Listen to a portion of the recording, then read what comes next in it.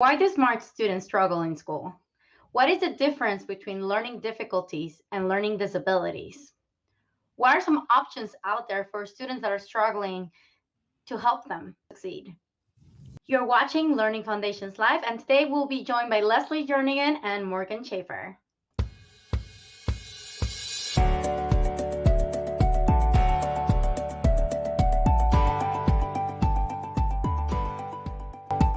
Welcome to Learning Foundations, Leslie and Morgan. Learning Foundations Live. How are you doing today? Good. Good. So just to get started, I know you've done some videos with me before, but I just wanted to give a brief explanation about why are you here? What brought you to today on your passion of working with students and helping those that are struggling? Leslie, do we want to start with you? Sure. Well, I've worked with kids my whole professional life. My background is in school psychology, so I was a school psychologist for 10 years in the public schools. I've been with Learning Foundations over 16 years, Mhm. and I just love it. I love the one-on-one dynamic. I love the way we use assessment to plan programs, and I love seeing the power in one-on-one intervention. And Morgan, what about you? So a little bit similar to Leslie. I've definitely not been in the field as long, but I've always worked with children in some sort of educational setting. And I really like the one-on-one dynamic of what we do and being able to take both the strengths and the weaknesses of our students to be able to build a well-rounded program for that individual student. Yeah. Yeah, that's great to hear because definitely it's a passion, right? And we want to help the most struggling students that we can. Yeah. So before we dive into why do smart students struggle, I want to ask some questions about the school situation right now in the United States. First of all, can you tell us a little bit about what types of schools are out there? Okay, I can take that one. So basically, schools can be divided into a few different categories. We have public schools, which are funded by the states that they're in. We have private schools, which were funded by the parents paying tuition. And then we have some hybrids, we have charter schools who are a little bit in between public and private because they do get some public monies, but they are independently run Mhm. and they go by the charter that they develop for that school.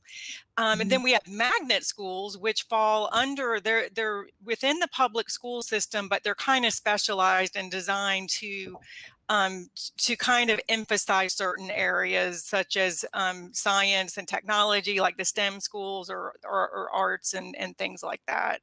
So those are, broadly speaking, those are the four types of schools that we have. Well, and we also have homeschool, right? Exactly. And Yeah. homeschool co-ops for those of people that are also looking for assistance with homeschool. Yes, that is a growing type of school, and Mhm. and we at Learning Foundations particularly love working with homeschool families because Yeah. the homeschoolers have a lot more flexibility in how information is presented and how they structure their day, and that's a really exciting thing to work with. Hmm. So tell us a little bit more about the student population overall. How many people of our students, well, what percentage of our student population is struggling, and what other ones are just in the middle where they're not struggling too much but have some difficulties? Yeah, and we can kind of speak in some broad generalities. If you're looking at the whole population of students, there's about 70% of students are doing fairly well. The school setting works for them. They may not always make great grades, but in general, Mhm. they're not struggling. But there are a considerable amount of children, 30% of students, that are experiencing either moderate or severe barriers to learning. So Mhm. within that 30%, we have some students who are just struggling and depending on tutoring and other things to try to help keep their head above water. And then there's a percentage of those students who have diagnosed learning disabilities or other learning barriers and they're being more formally served under individualized education plans and things and 504 plans and things like that. So it's a pretty big chunk of students that are struggling to one degree or another. And Learning Foundations really works with all the students within that group. And let me ask you, what are things that schools are doing or that homeschool parents are doing or parents that want to help other students are doing at home? Yeah, there's a go ahead. Well, and maybe Morgan can take this one. Yeah, I was gonna say I can take that one. So there, obviously, there's the special education department, and a lot of times, students who are struggling a little bit more tend to fall into the category of being in the special ed department. But there's also 504 plans, which kind of cater towards more dyslexic students or students with specific struggles. They're really accommodation plans to help them in the classroom. And then there is RTI programs as well. So that's specific intervention programs for students that are struggling.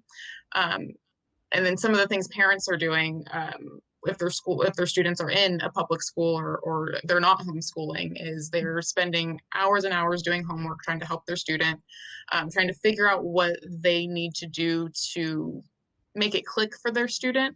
And a lot of times what the student's learning in school is way different than the way that they were taught something. So there's definitely that barrier for them. Students are super frustrated by that point in the day. So they're tired, they're not getting it. And so it's one of those things that there's a struggle. They're going kind of at it at home. And then for homeschool parents, they obviously, like Leslie had mentioned earlier, they are a lot more flexible. They are able to pull kind of different things to see what works for their student. But a lot of times they're not sure. There's so many options out there. They're not sure how to narrow it down, at least from my experience speaking to those parents. So, and then of course you have your traditional tutoring, which for a lot of students that is enough, but for specific students who are really struggling and there's those underlying struggles, you can tutor all day, every day, and it's not going to do anything. Yeah.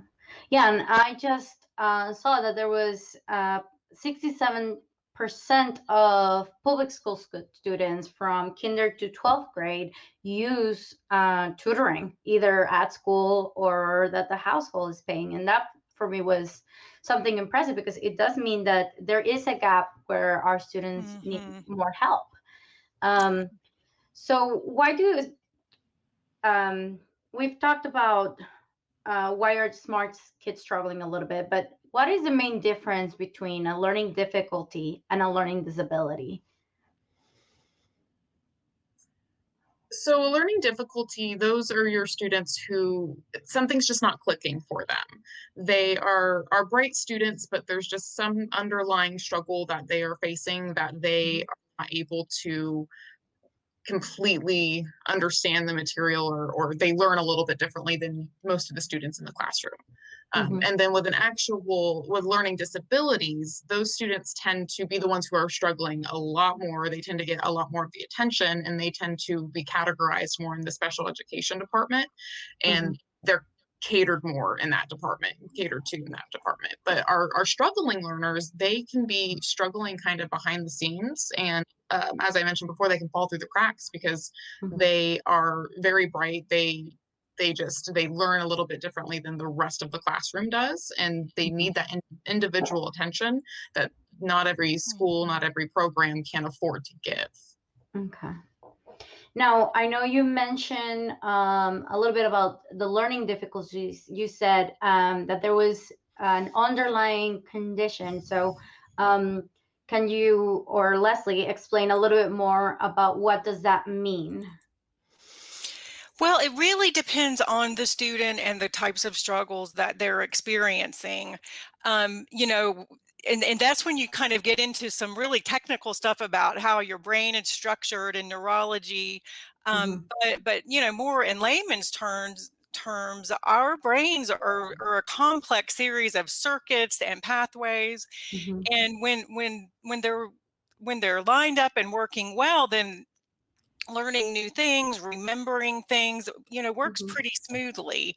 For Mhm. students who are having difficulties, something is getting interrupted. There are barriers in the way, their brain is functioning, basically, that are causing the kids to either have to work harder than they would otherwise, or Mhm. really real barriers to them, mastering certain concepts and really learning and remembering Mhm.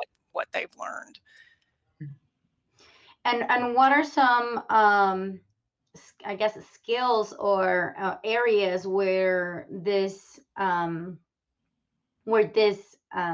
disconnection happens? Can you talk a little bit about how the learning continuum looks like? Yeah, that's one thing that, what the way I like that we sort of visualize learning problems is we do see learning on a continuum.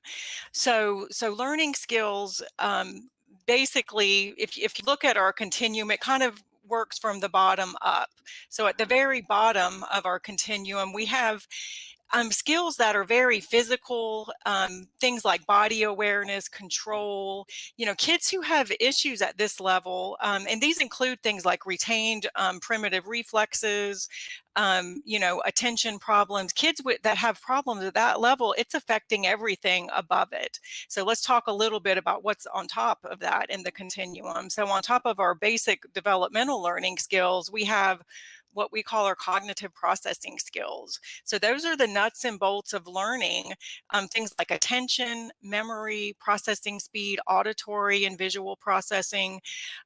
Those things need to be working well in order to master the content that you need to learn. So on top of the cognitive processing skills are the higher level, what we call executive function skills. So that's your ability to control your attention, manage your time, interact and have appropriate social behavior, really taking your raw materials and knowing how to use them, kind of like the pilot of an airplane does. So, those are things that the school traditionally doesn't target. What the school targets is at Mhm. the very top of our continuum, which they're there to teach content. They're there to teach about math and Mhm. science, social studies. So the continuum approach, um, is really trying to understand, when you see a student that's struggling, where along that continuum, are the skills breaking down. Once you can pinpoint where those weaknesses are, you can start strengthening the appropriate areas, and then build up to help the student get to their goals. Okay. Um, and what happens when a smart student is struggling in any of these areas? Is there a response from the students' even body, or how do they react? Yeah, so aside from their struggling and falling farther behind, it takes a real physical toll on them, and particularly when you look at their brain and how, and when you have a student who is struggling like this, it creates a tremendous amount of stress, and we know Mhm. a lot now about how stress affects the body. So it really kind of engages that fight, flight, or freeze, once that stress response is engaged, and that in the Mhm. long term can take a really big toll on these students, and it turns into kind of a negative feedback loop. As they struggle, then they have this stress response, and that leads to more struggling, and one negative thing leads to another. And and Morgan, what happens in the long run if a student's learning difficulties or disabilities are not addressed? Well, a lot of times, and if this is something that a student is experiencing, especially at a young age, they tend Hmm. to not be excited about school like you would expect them to be. They have this, they're kind of separating themselves from the rest of their peers, Hmm. and they are starting at a young age not wanting to go to school. It's something that's not pleasant for them, not enjoyable, and so they're less likely to want to continue their education past high school into college, or anything past what they have to do. And for example, only 34% of students needing remedial reading completed a degree, with compared to 56% of students who did not need any sort of remedial courses. And so That's a lot of that's a huge difference. difference. Exactly.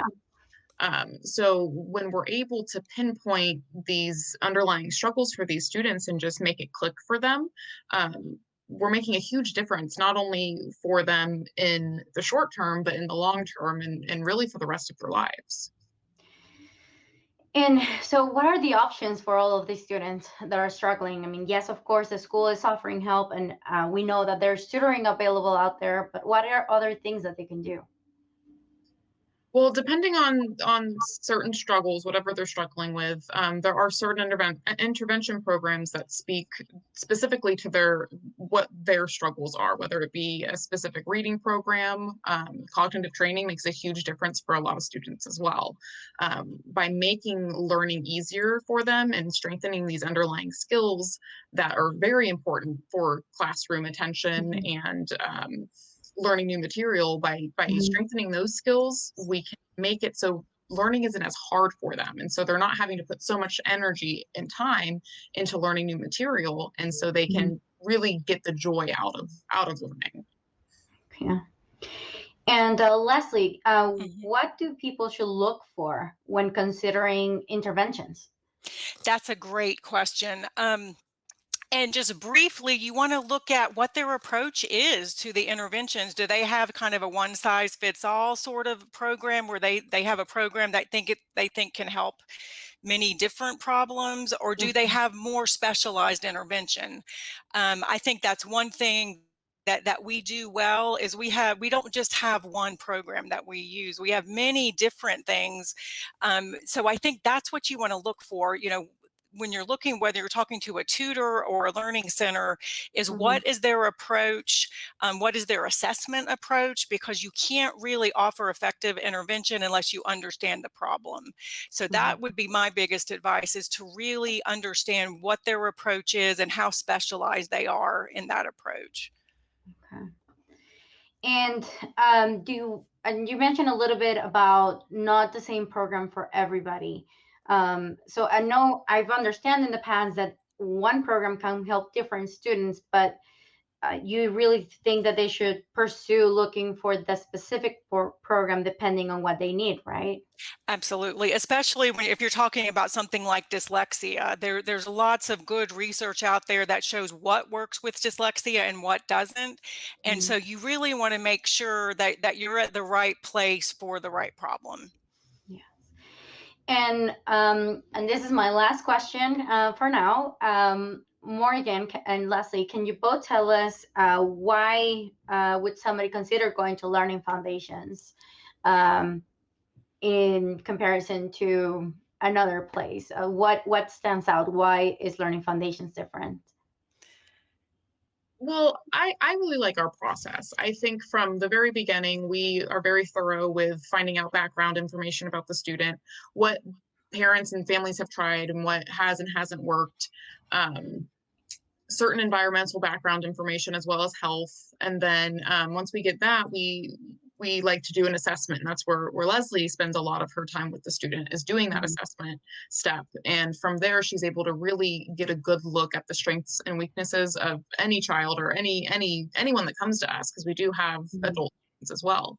And from there, she can really determine what we have to offer as far as our programs that we have, and see which program we should work on first and how we can build skills so that students are successful in the long run. And then from there, her and I will meet, and we talk about different program plans, and I'll meet with the parents at that point, and we'll really get a game plan going, and I'll have honest conversation about their realistic goals, their expectations, and how their life is right now, because that's another part of being in a good, successful cognitive program, is timing is everything. And that's something that we make sure to stress to families from the beginning, because if you try to pursue a program like this and you're not ready and the timing's not right, then it won't give you the progress or won't give you the results you're expecting.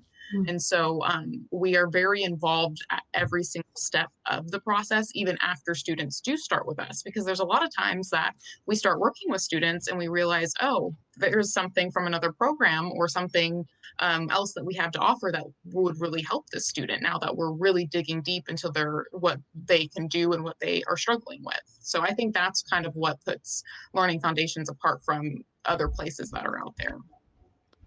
Okay. Yeah, Leslie, do you have anything to add? well, I I know I couldn't have kind of said stole it your better. thunder. Yeah, you kind of covered everything. I really do. I think we do truly take an individual approach, and we really are able to customize the intervention for each student. So the initial assessment is very important, but the ongoing assessment that we do is equally as important. You know, using feedback from formal and informal testing, feedback from the trainers, and feedback from the family. We're constantly customizing the program for our students, and I really do think that's a crucial difference, and why we are as successful as we are. Well, and I wanted to add something else, which is for me a big part of Learning Foundations is also the people that are there. I mean, of course, Yeah. I know we're awesome, but no, but genuinely, we all care about our students. We Yeah. all want the best for them, and we'll be upfront. And as Morgan said, we'll make sure that they have the right expectations and make sure that if we're not the right place, that they know that we're not the right place for them. So definitely we want to help as much people as we can. So if somebody needs help, or even if you have questions about our programs, Morgan and Leslie, we always do a free consultation. Our phone number is right below and our website. So please don't hesitate to give us a call. No question is silly. We want to make sure that you have answers and that know that we're here to help. Okay. Okay, well, have a great day, everybody, and we'll see you later. Bye. Thank you. Bye-bye.